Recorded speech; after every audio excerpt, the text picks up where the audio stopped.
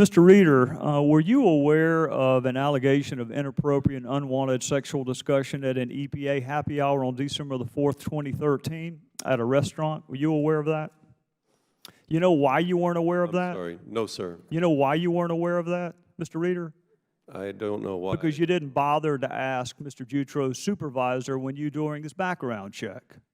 He knew about it, but you didn't bother to ask him. How about on July 29th, the same female was again the victim of inappropriate and unwanted sexual discussion by Mr. Jutro at the White House Innovation for Disaster Response and Recovery Day. Do you know about that? I do not know. You know why you didn't know about that, Mr. Reeder? No, sir. Because you didn't bother to ask the person who did know, which was the immediate supervisor of Mr. Jutro, while you were vetting him for another position.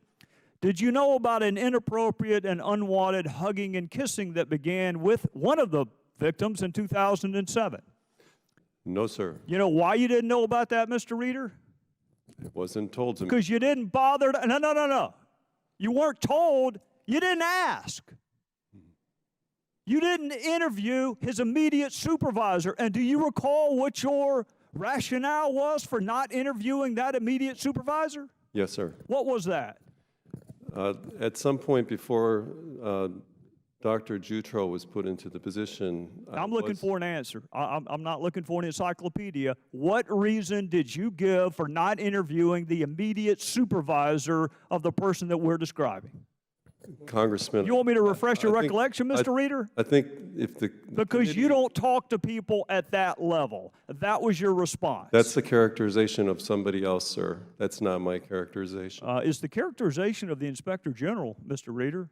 So if you would like, I can explain. Well, no, I'm going to get process. through first, Mr. Reeder. Yes, sir. Were you aware of an allegation of inappropriate and unwanted hugging and kissing that occurred at another White House meeting in approximately 2009, 2010? No, sir. Do you know why you weren't aware of that, Mr. Reeder? No, sir.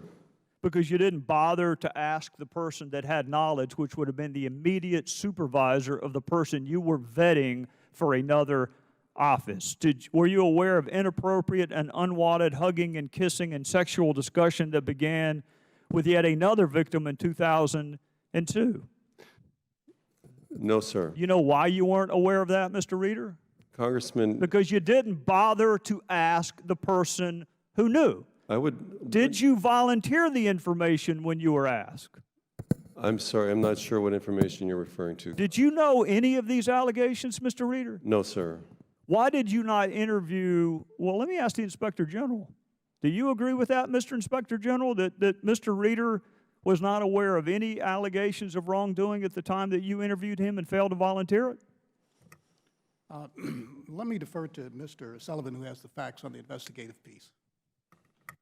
Mr. Gowdy, we determined that at a minimum, Mr. Reeder was aware of the offensive discussion that Mr. Jutro had with Ms. Felt, and he was also aware of the reporting of Mr. Jutro's sexual harassment, including unwanted hugging and kissing with a senior executive, and Ms. Felt reported that to Mr. Reeder, as well as other senior people, including the former Deputy Administrator, Mr. Perciasepi, before Mr. Jutro was appointed as the Acting Associate Administrator. And what did Mr. Reeder do with that information?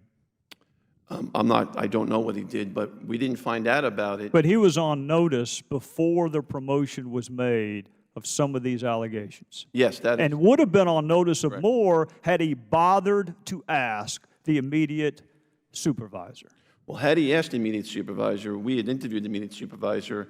That supervisor told us I would have absolutely shared that with Mr. Reeder, but he was never contacted. I yield back, Mr. Chairman.